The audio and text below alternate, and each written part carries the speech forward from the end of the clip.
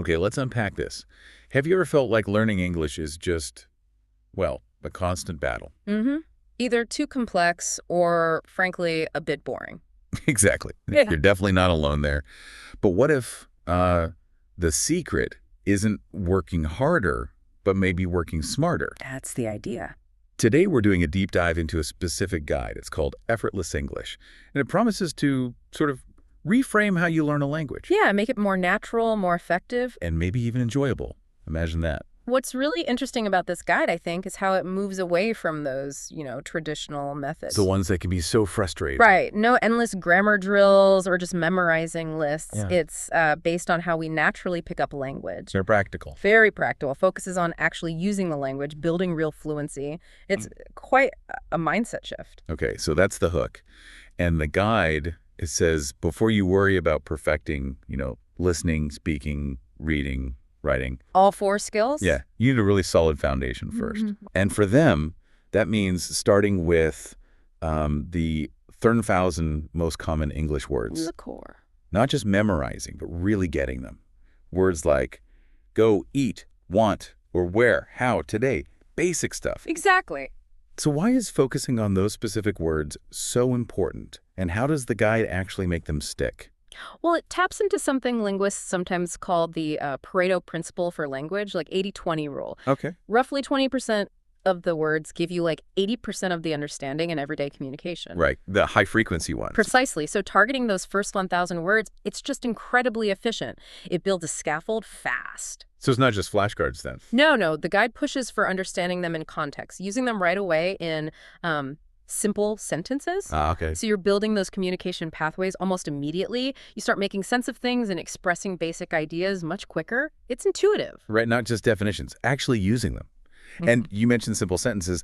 The guide talks about grammar too. It does, but it simplifies it. Yeah. Focuses heavily on that basic subject plus verb plus object pattern. Like I eat apples, that kind of thing. Exactly that. Instead of getting lost in complex rules, you learn to recognize and use these core structures first. Makes sense. And to make sure this stuff sticks long term. Words, patterns. That's where spaced repetition comes in. The guide recommends apps like Anki or Duolingo, maybe. Oh, okay. Tools to help lock it in? Mm-hmm.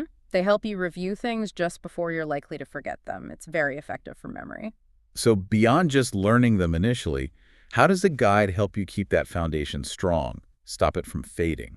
That ties into consistency. This guide, it's really not about cramming for hours. Right. It understands our brains work better with regular, short bursts of engagement, low pressure. So consistency is key. It's more than just repetition, though. It's about building habits. You're creating these loops in your brain. Okay. So when you reinforce those core words and structures every day, even for a bit, you're strengthening the actual neural connections for English. Like muscle memory, but for language. Exactly. Making it more automatic. So the big takeaway here, according to our source, is consistency beats intensity. Definitely. They really hammer this home. Like 30 minutes every single day is way better than a marathon 5-hour session once a week. Much better. They even say even 10 minutes a day is better than nothing. Absolutely. It's about making it a non-negotiable part of your routine. That power of daily habits, it's often underestimated in language learning, isn't it? Hugely underestimated. When you weave English into your daily life, you're creating this continuous immersion loop. Mm-hmm. It slowly but surely rewires your brain for the language. It's those small, consistent actions that add up. Micro-engagements. And the guide gives some really practical ways to do this daily, right? Without it feeling like homework. Yeah, very doable things. Like watching English YouTube videos with subtitles on. Good input. Or listening to English podcasts while you're walking or on your commute. Perfect use of downtime. And this one's interesting, talking to yourself in English. Sounds a bit odd, maybe, but it's effective. And keeping a daily journal. Yeah. Even just like 3 sentences in English. Yep. Small steps. So these activities seem simple, but how do they actually help with that deeper language learning process the guide talks about? Well, each one targets something slightly different. Watching and listening. That's rich, authentic input. You get vocabulary and context, natural rhythm, intonation. Okay. But talking to yourself, that's immediate output. Low stakes. You practice retrieving words and building sentences without pressure. Right, no fear of judgment. Exactly. And journaling, even if it's short, forces you to translate thoughts into written words.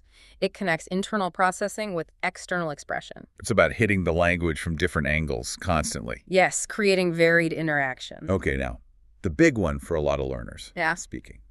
That fear of making mistakes, it can be paralyzing. The speaking anxiety is real. But here's where it gets really interesting. The guide is quite bold. It says, the faster you start speaking, the faster you'll improve. Yeah, that definitely goes against how many people were taught. Right, where speaking was like the final boss level. Exactly. But this approach sees it differently. So, are there any downsides? Or how does the guide deal with that fear factor? Well, it tackles the fear head on. The source literally says, mistakes, progress. Okay, bold statement. And it's not just motivational fluff. It's based on how we learn. Language acquisition is iterative, like experimenting. Every mistake tells you something. Precisely. It's feedback for your brain. Okay, that didn't quite work. Try this.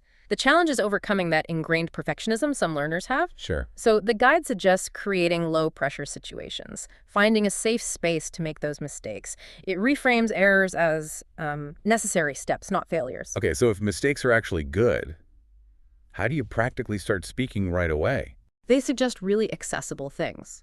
Using language exchange partners is one. Apps like HelloTalk or Tandem. Yeah, I've heard of those. It's peer-to-peer, you help each other, very supportive usually. What else? Repeating phrases out loud from English TV shows or movies. Ah, okay. Mimicking. Yeah. Great for catching native pronunciation, the rhythm, the melody of the language, without having to invent sentences yourself at first. AI? Absolutely. Yeah. Leveraging AI chatbots or virtual tutors, that's perfect for judgment-free practice. You can repeat, experiment, mess up as much as you want. Nobody's listening. Yeah. Except the AI. Exactly. The Yeah. goal is just consistent, active output, getting the words out. So what does this all mean then for staying motivated? Because language learning is a long game. This deep dive suggests one of the best ways is to learn through stuff you already love. Yes. Connect it to your interests. When you do that, it stops feeling like studying, right? It just feels like enjoying your hobbies, but in English. It's a really powerful psychological trick, basically. Our brains love engagement, things we find pleasurable. Makes sense. When the learning is tied to a passion, it feels easier.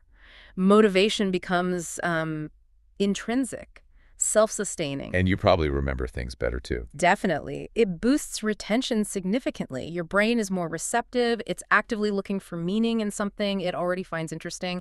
It turns a chore into like a fun exploration. Totally see that. And the guy gives examples like, if you love music, learn through lyrics. Or if you're a gamer. Play games in English. Yeah. Or watch movies, anime, whatever you're into, with English subtitles. Hide your thing. Yeah, I could see myself diving into like history documentaries or science podcasts in English. That would work for me. Perfect. Beyond just keeping you interested, are there other subtle benefits to mixing hobbies and learning? Oh, absolutely. It provides much deeper context for the language. How so? You're not just learning isolated words. You're linking them to emotions, stories, specific knowledge you care about. That kind of contextual learning is way better for long-term memory. Right, it sticks better. And it exposes you to more authentic language, too. Slang, idioms, maybe technical terms related to your hobby, stuff you won't find in textbooks. Prepares you for the real world. Exactly. Real interactions in areas you're actually interested in. Absolutely. You know, there's this common idea that you have to live abroad to really learn English. Yeah. Full immersion. The move to London or New York dream. Yeah. But this guide, it challenges that. Yeah. It talks about creating your own English world wherever you are. This idea of self-created immersion, it's surprisingly effective. Really? Yeah. Our brains are adaptable. If you deliberately fill your environment with English, you can mimic a lot of the benefits of being abroad. So you're kind of tricking your brain. In a way, you're training it to, as the guide says, pick it up like a child learning their first language, just through constant exposure. How does that work? That steady input helps tune your ear to English sounds, reinforces patterns, builds intuition, often without you even consciously trying to translate. Wow. Okay, so how do you actually do that? Create this English world? Lots of practical, easy things. Change your phone language to English. That's a simple start. Okay, done. What else? Follow English-speaking creators online, TikTok, Instagram, YouTube. whatever you use. Fill your feeds. Right. Surround yourself digitally. And physically, too.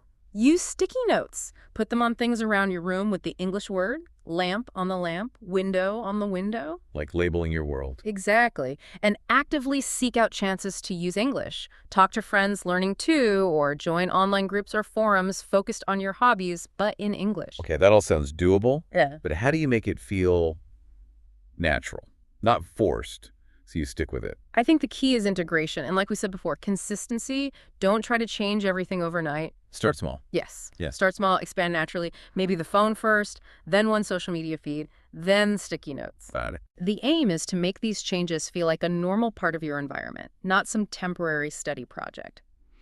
Your brain likes routine, so these small, consistent changes gradually make English more default. Right. Makes sense. So as we kind of wrap up this deep dive, any final key tips from the guide? Patience is a big one. Yeah, be patient. Language learning, it's a journey, right? Not a race. Definitely. Focus on progress, not perfection. That's crucial. Avoid comparing yourself to others. Right. Just compare yourself to yesterday's you. Every little step forward counts. It's a victory. And believe you can do it. You can do this. Absolutely. And maybe remember, every expert you admire in any field was once a complete beginner. Good point. This whole journey, it starts with that first step. Or maybe with this approach, that first consistent 10 or 30 minutes a day. Fluency isn't some final destination you reach. No, it's more like the result of all those small, steady, and hopefully enjoyable efforts adding up over time. Okay, so on that note, here's something for you, the listener, to think about. English isn't just a language. It's often described as a key. Exactly. It's your key to the world. So what specific doors could learning English open for you, personally? What opportunities? Yeah. Is it maybe new career paths you've dreamed about?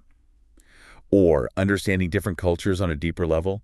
Making connections with people all over the globe? What will you unlock? What will you unlock by maybe trying this more effortless path?